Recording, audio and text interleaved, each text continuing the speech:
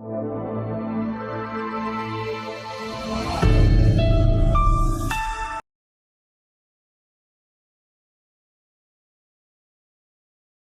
बच्चों, स्वागत है आपका हिंदी व्याकरण की कक्षा में आपकी पुस्तक मेरी हिंदी व्याकरण कक्षा 7 बाय वाणी पब्लिकेशंस के साथ। शुरू करते हैं बच्चों पाठ संख्या 12 और पाठ संख्या 12 का नाम है काल। क्रिया के जिस रूप से उसके होने के समय की सूचना मिले उसे काल कहते हैं कि यह क्रिया कब हुई थी, ये क्रिया होगी या क्रिया हो रही है। चलिए, जिस शब्द से हमें यह पता चलता है कि क्रिया हो चुकी है, हो रही है या होने वाली है, वह काल कहलाता है। साधारण भाषा में क्रिया के होने के समय का बोध कराने वाले शब्द काल कहलाते हैं। जैसे आप यहाँ चित्र देखिए, रीना नृत्य कर रही है, रीना ने नृत्य किया, या फिर रीना कल नृत्य करेगी।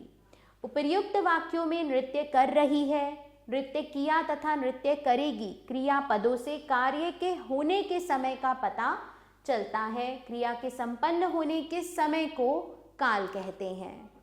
अब हम देखेंगे काल के भेद।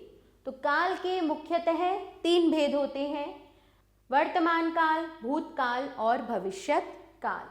वर्तमान काल, जिस क्रिया के रूप से यह पता चले कि कार्य इसी समय में हो रहा है, उसे वर्तमान काल कहते हैं। जैसे मोर नाच रहा है, दादाजी अखबार पढ़ रहे हैं और सरल सो रहा है।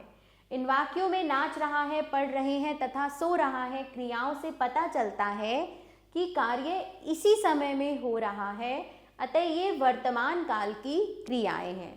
अब वर्तमान काल के 3 भेद होते हैं: सामान्य वर्तमान, अपूर्ण वर्तमान और संदिग्ध वर्तमान।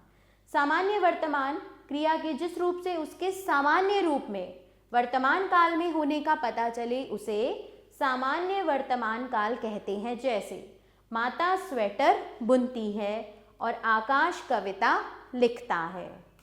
फिर आते हैं हम अपूर्ण वर्तमान काल पर। क्रिया के जिस रूप से यह पता चले कि क्रिया अभी समाप्त नहीं हुई, अभी चल रही है, उसे अपूर्ण वर्तमान काल कहते हैं। जैसे अध्यापिका बच्चों को पढ़ा रही है, लेकिन अभी पढ़ाना समाप्त नहीं हुआ, वो क्रिया चल रही है। विक्रांत क्रिकेट खेल रहा है। फिर आते हैं हम संदिग्ध वर्तमान काल पर।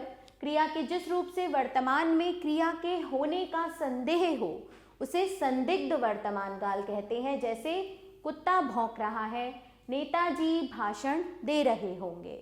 फिर भूतकाल, जिस क्रिया के रूप से बीते समय अथवा कार्य के हो जाने का पता चलता है कि कार्य हो चुका है, उसे भूतकाल कहते हैं। जैसे खरगोश गाजर खा रहा था, बकरी चर रही थी और चूहा बिल में बैठा था।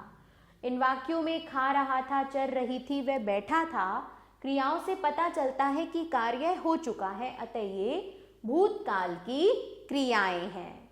भूतकाल के 6 भेद होते हैं: सामान्य भूत, आसन्न भूत, पूर्ण भूत, अपूर्ण भूत, संदिग्ध भूत और हेतु हेतुमत भूत। सबसे पहले देखेंगे हम सामान्य भूत। जिस क्रिया के रूप से कार्य के सामान्य रूप से भूतकाल में होने का पता चलता है उसे सामान्य भूत कहते हैं। जैसे गौरव ने निबंध याद किया, अश्विन आगरा गया। फिर आसन्न भूत, जिस क्रिया के रूप से यह पता चले कि कार्य अभी अभी अर्थात कुछ ही समय पहले भूतकाल में पूरा हुआ है, उसे आसन्न भूत कहते हैं। जैसे मैंने दूध पिया है, माही गई है। मतलब कार्य अभी अभी संपन्न हुआ है, उसे संपन्न हुए ज़्यादा समय नहीं हुआ। फिर आते हैं हम पूर्ण भूत पर। जिस क्रिया के रूप से पता चले कि कार्य को पूर्ण हुए बहुत समय बीत चुका है, उसे पूर्ण भूत कहते हैं। जैसे गाय दूध दे चुकी थी, वह घर गया था। संदिग्ध भूत, जिस क्रिया के रूप से भूतकाल की क्रिया के होने में संदेह पाया जाता है, उसे संदिग्ध भूत कहते हैं। जैसे माँ खाना बना रही होंगी, रानी ने कपड़े धोए होंगे। अपूर्ण भूत, क्रिया के जिस रूप से भूतकाल में कार्य के होने का पता चले उसे अपूर्ण भूत कहते हैं। जैसे विपिन पढ़ रहा था और वे नाच रहे थे। फिर हेतु हेतुमत भूत, जो क्रिया भूतकाल में होने वाली थी परंतु किसी कारण से न हो सकी उसे हेतु हेतुमत भूत कहते हैं। जैसे वर्षा होती तो फसल अच्छी होती, वर्षा होने वाली थी लेकिन नहीं हुई। यदि तेज चलते तो गाड़ी पकड़ लेते। फिर हम आते हैं भविष्यत काल पर। क्रिया के जिस रूप से आने वाले समय में उसके करने या होने का बोध हो उसे भविष्यत काल कहते हैं। जैसे मेरी बड़ी बहन बनारस जाएगी, पिताजी फल लाएंगे। भविष्यत काल के दो भेद होते हैं, सामान्य भविष्यत और संभाव्य भविष्यत। सामान्य भविष्यत काल क्रिया के जिस रूप से आने वाले समय में क्रिया के सामान्य रूप से होने का बोध हो उसे सामान्य भविष्यत काल कहते हैं। जैसे विकास गेंद खेलेगा, मैं स्कूल जाऊंगी। और संभाव्य भविष्यत काल किसे कहते हैं बच्चों? जहां आने वाले समय में क्रिया के होने या करने की संभावना पाई जाए वहां संभाव्य भविष्यत काल होता है। जैसे शायद कल वर्षा हो, शायद अंशिका दिल्ली जाएगी। चलिए आओ दोहराएं। क्रिया के जिस रूप से उसके होने के समय की सूचना मिले उसे काल कहते हैं। काल मुख्यतः 3 प्रकार के होते हैं, वर्तमान काल, भूतकाल और भविष्यत काल। वर्तमान काल के 3 भेद होते हैं, सामान्य, अपूर्ण तथा संदिग्ध। भूतकाल के 6 भेद होते हैं, सामान्य, आसन्न, पूर्ण, अपूर्ण, संदिग्ध तथा हेतु हेतुमत।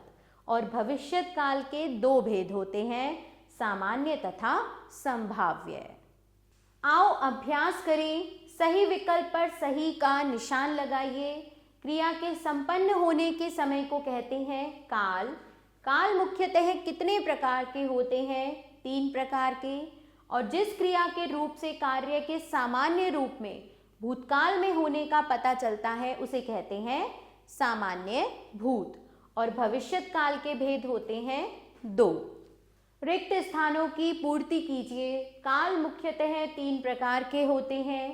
क्रिया के जिस रूप से भूतकाल में क्रिया के होने का पता चले उसे भूतकाल कहते हैं। क्रिया के जिस रूप से यह पता चले कि क्रिया किस समय हुई उसे काल कहते हैं।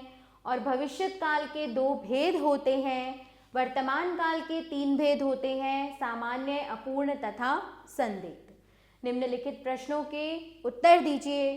तो बच्चों आपने इन प्रश्नों को पढ़कर इनके उत्तर पाठ के आधार पर स्वयं देने हैं।